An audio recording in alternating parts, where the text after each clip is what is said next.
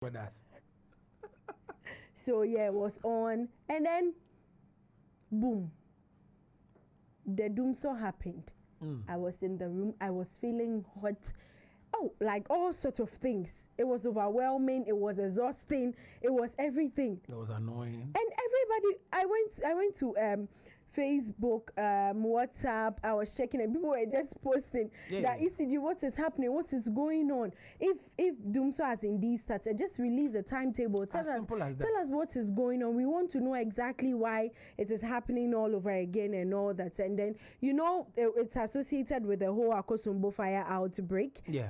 So apparently there's something that is faulty that needs to be fixed, and plenty talks. But all we want is the Doomso timetable, so that we will know. Because I was braiding last night and then it went off. I had to go and continue in the house. I think that's where the problem is. We know there's been an announcement that fire issue happened somewhere in Akosombo, and so it has caused some distractions in the flow of power. So the intensity of the damage caused by the fire, and so you should just let us know that maybe within this period the light will be shuffled amongst these places, so we know everybody is managing their own until the situation is resolved. If we need to get torches and all that, backups, we get so them. We know. But if randomly a day you can go 5 times on and off, that means our gadgets are going to be destroyed. We are going to spend money on them, and then we don't even know how to plan yours. My soup got spoiled. That is what I've been thinking about. Area banks, because we need to check. My soup got spoiled. Like it's very serious. My soup and my stew and. Which area? Because some areas soup papa bang and a chef fridge. Oh, I know the area you are talking about, but I won't say it because I don't want problems. No, I'm not in that area. No, I live in a residential area. Cannot tell me that. Yes. A residential area? Yes, please, Kwashiman. So Prince David Osei is in the news because he's posted about the whole Doomso issue. So he posted on his X page, he wrote that now it suffices to say that the name Mahama has become synonymous with Doomso from the 2012 to 2016 power crisis, which crippled homes and businesses nationwide, to 2025 to 2027. Every tenure of President Mahama has been significantly marked and burdened by Doomso, but yet, despite this painful history and its well-documented economic and social impact, electricity tariffs are still through the roof. Ghanaians deserve better than this. Please, Mr. President, we deserve better. So he posted that. You can join us on Facebook if you are not live with us on Facebook, PLUZZ 899 FM, and see what Prince David Osei wrote about the whole Doomso. Brofo Bebrebeno, and once Doomso has started all over again, so the president needs to do something about it. But it's actually very serious. Though the energy minister has come out to say something, so bring you updates on that when it's time for news bits. But they need to do something about it. The energy crisis is serious because it goes off in the morning and then it comes somewhere in the evening. You wake up in the morning, it's gone. Sometimes you sleep and then the light is off. Heat. You have work in the morning. Someone like me, I like to iron in the morning because I can iron something and then in the morning I'm like, no, I want to wear something else. And then the lights goes off. You have to wear it like that. But they need to do something about this whole Doomso issue. I think but while they are doing the technical bits, I believe they have PROs and all that. They should communicate. So they are. They are trying their best. We plan our lives around. They are trying their best. If the Doomso is back today, they should let us know. Some people are calling the Doomso 24 hours. Hey, they are like names, so they are names for this thing. No, it's serious. So it is worrying. Very worrying. But we just hope and pray that something will be done about it, even if there's a timetable, so we know our smoothness level. Away from the whole Doomso issue, somewhere last week, the chief executive officer of the Free Zones Authority came out to say something about the whole Pentecost Church when the chairman came out to speak about how Galamsey is affecting our water bodies and so many things about the issue. Then she, made some pronouncement on social media, even during an interview. Yeah. Yes. So at the back of it, during his 60th birthday Thanksgiving service, that's the Chief of Staff Julius Debrah.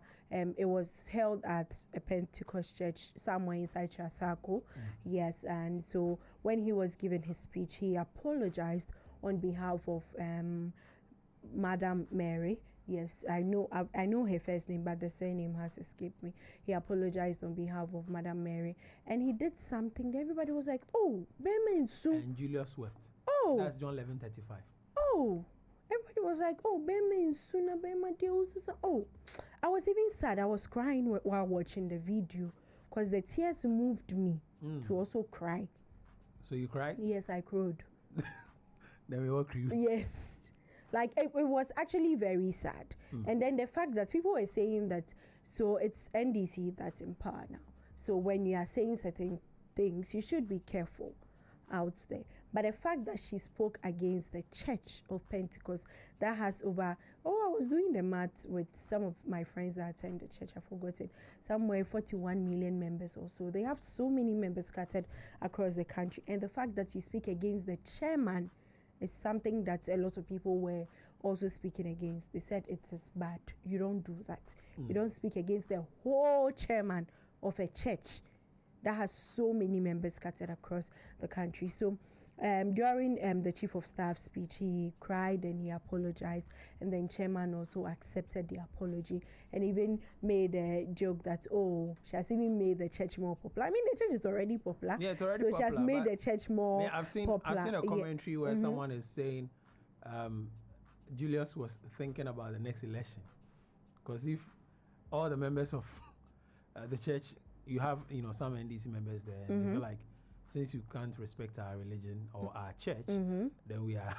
going to shy away from your party. It's going to be problematic. Hey, okay. Well, so let's watch and listen to that video from the Chief of Staff.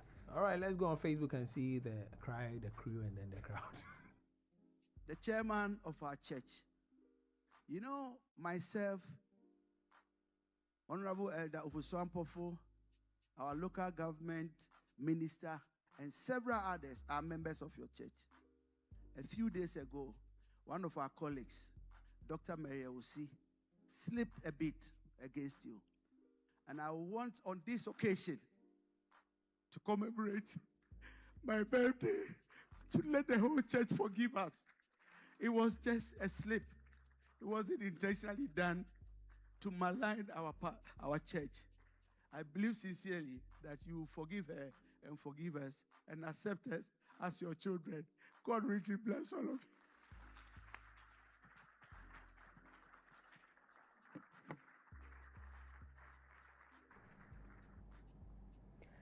you. You see where the Chief of Staff cried? Yeah. It was really sad. Very, very sad. But we also need to watch where chairman accepted the apology and then said that they've been made popular because of what Madam Mary Ewusi said. So let's take a listen to that too. We want to pray for the Chief of Staff. As for this lady, she has made me more popular. Yeah. People like that, I don't think about them. Yeah, because she just made our church and myself more popular.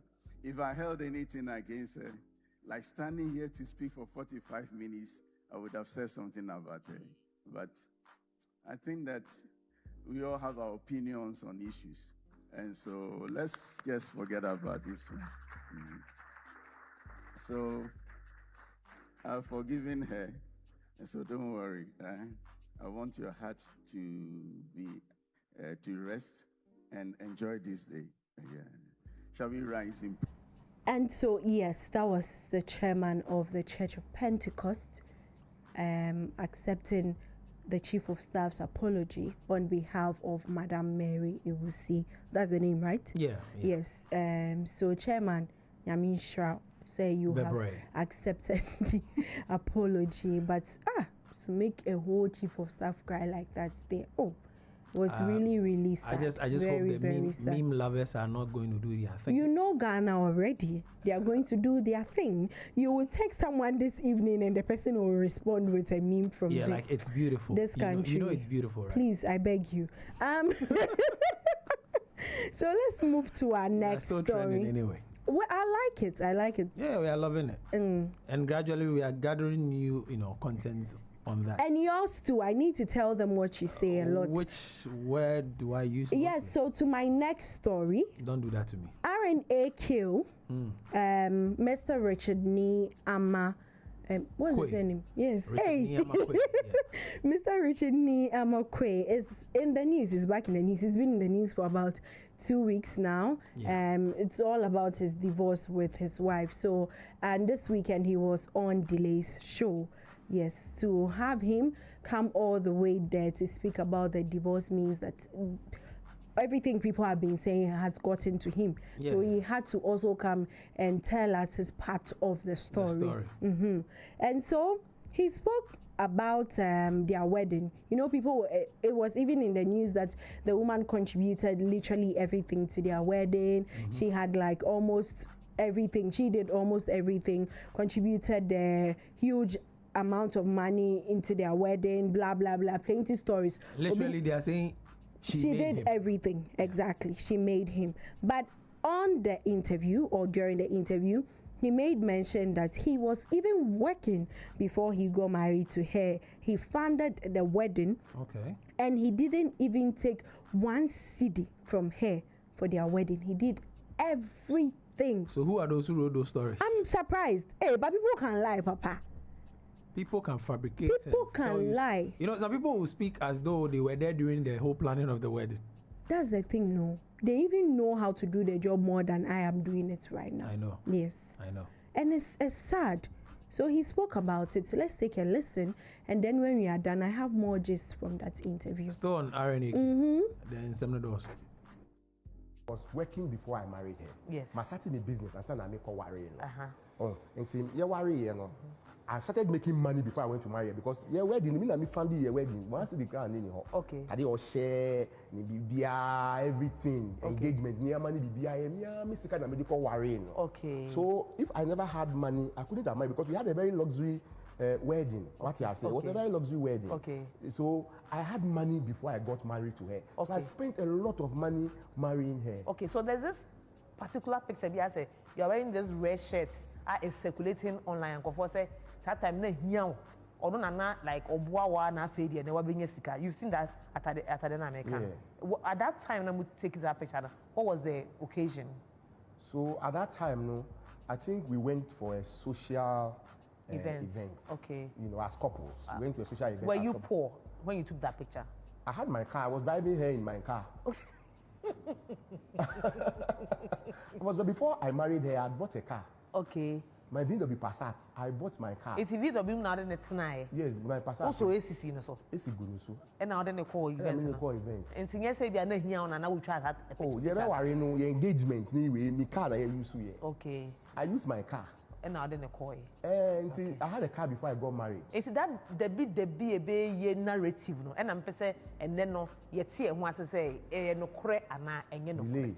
You see, near man I'm 99% of it, no. 99% of everything that you people have heard, including you, Kofi Danso, and Yenokre, they had a luxury wedding. Yeah, very luxury wedding. Very luxury wedding. His own car. He had this money. He was working. He was doing everything. So the people lying right now from the horse's own mouth. He said he did everything. Didn't take 1 cedi from the woman. I'm just thinking of how this whole story came out. Like, who wrote the first line? For us to all, hear it the way we did. So, it was also in the news that he used to abuse the wife and even beat his children. Yeah. Oh, Nipatitiru say. People are saying things about him that he used to beat his wife and beat his children. How? He said it that, no, he doesn't do that. He has never, in his own words, he said, I have never beaten my ex-wife before and cannot even beat my children. So he has addressed the allegations of physically abusing his wife. He said, never. Why would a man like him raise his hand on his wife? Let's go and listen to what he said and come back. Did you beat your wife? I can't even beat my children.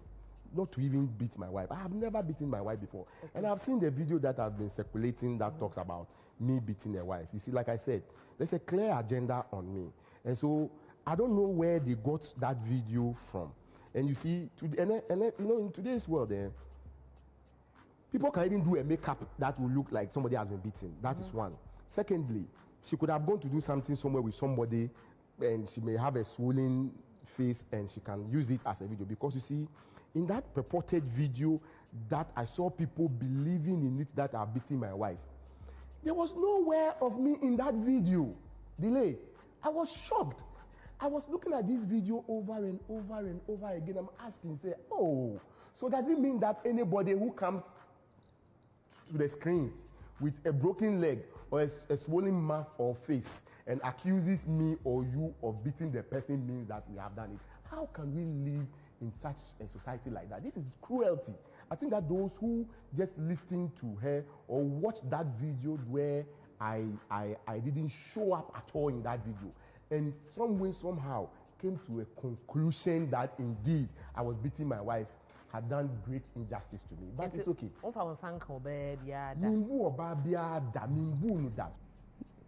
So we heard again from the horse's own mouth. So that Igbo use this one too. He said, "Ombo babiada." There's no way. And he spoke about where people try to do the makeup. I mean, it happens in movies. Exactly. Yeah, so when the person is beaten or the face is swollen, you know that it's makeup that has been used on the person's face and all that. Yeah, so he said that's something he cannot even do. Beat his own children or his wife. Nah, you people shouldn't do that. But I mean, how do two people, get engaged in a scuffle? And you're able to capture just one side and not capture the beat. Like, exactly. Who was the crew? Yes. Is it Pacourage Studio? Pacourage Studio can do far better than that. Yeah. I'm just teasing. Yeah, exactly. Yeah. So that is what happened, and that's the story. No, but now my RNAQ. My issue is why would anyone fabricate or would want to do that just to destroy his reputation? I'm trying to. Maybe because of the kind of person that he is, his status, what he's achieved so far, and what he's even achieving. So definitely, I mean, you are a celebrity. Someone can just fabricate a lie about you that maybe you have a child with me and nobody knows about it and all that. Why did I even come into my head? But yes. But why did you say that and you want to? I'm surprised that was the only thing that came. I mean, that was just an example. Popular, yes, that people do. Yes.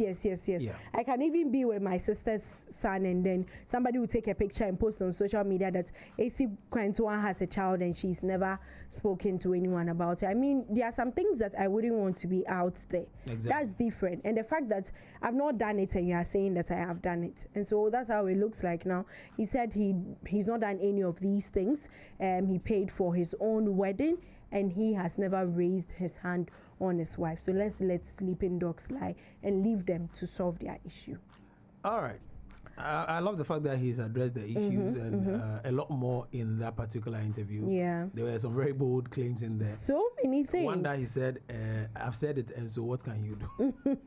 I have a friend that actually took his time to listen, did a breakdown, and just said that sometimes you need to hear this other side of the story before you conclude.